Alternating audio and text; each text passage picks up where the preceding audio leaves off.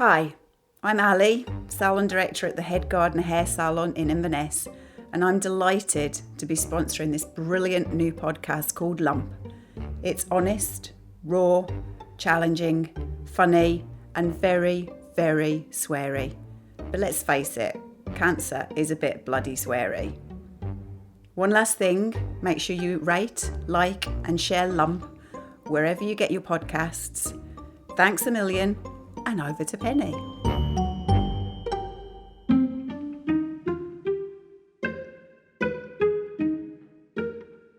The gift.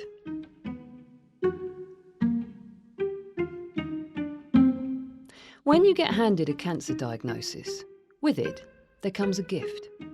It's a free gift with every diagnosis, and it's up to you when and if you want to take it, unwrap it, and use it. For me, the gift became apparent very soon. My gift is a superpower, which is funny when I think about it, because not that long ago, on a sunny summer afternoon in the garden, my daughter Bea asked, "Mum, if you had a superpower, which one would it be?" And though I thought I'd listed all the possible powers in my head, and picked what I thought to be the best, flying, of course, this one wasn't on my list at all. And yet the ink was hardly dry on my diagnosis before I realised just what a superpower I'd been handed. Cancer's gift to you is the instant ability to realise what is important and what isn't. It's the ability to make decisions with utter clarity and certainty based on what matters and what doesn't. All our lives we search for the ability to weigh up the push and pull, the demands on our time, the anxiety and stress of day-to-day living. Not anymore. Now I know. Now I can. 5 days before my diagnosis, we sold my house. We hadn't even been looking to move, not really. But then, in a bored moment between Christmas and New Year, we drifted out to view a house I'd seen online. And suddenly we were a frenzy of financial decisions and hurried conversations, adding, subtracting, stressing. Could we? Should we?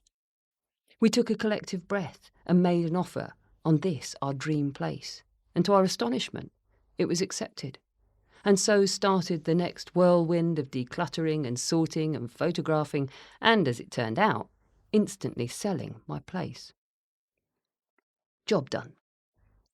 They say house moving is one of the most stressful things you can do. And I'm sure, in my past life, that would have been true. I've even muttered before that I'd never move again. And perhaps that's why I've clung to the same walls for 14 years. But, add to a house move a sprinkling of cancer diagnosis, and magically, none of it matters.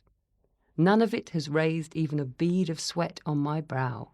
No anxiety, no concerns over pedantic solicitors and their ridiculously overinflated bills. I float above it all, saying phrases like, "It'll be fine. It'll all come good." I email soothing words to our buyer and to the man we're buying from. I smooth every ruffled feather.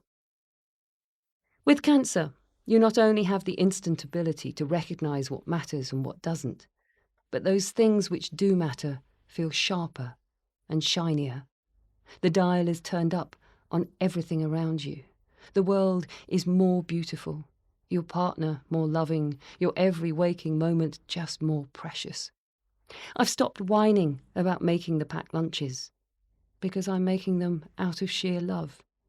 I've stopped feeling frustrated about cooking endless dinners at the end of endless long days, because I'm cooking them for people I love.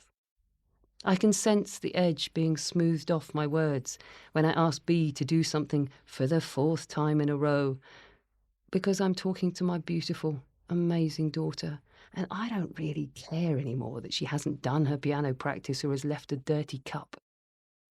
I still love her beyond description. I don't care if the bed is still a mess after David has made it, because it doesn't matter, and it has no bearing on my love for him. None of the day-to-day nonsense we puff up to assume relevance in our lives is relevant. None of it makes me love them more or less. So it doesn't get to be important anymore.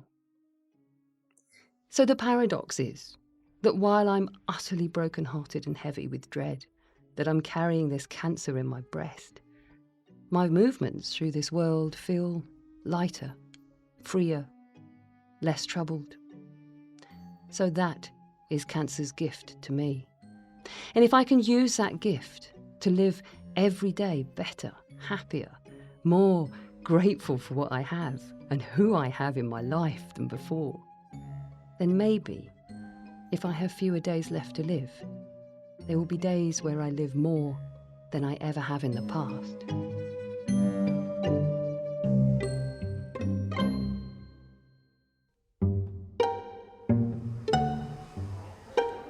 Hi, this is Emma Jane from The Head Gardener. If you're enjoying Lump Podcast, make sure you subscribe so you never miss an episode.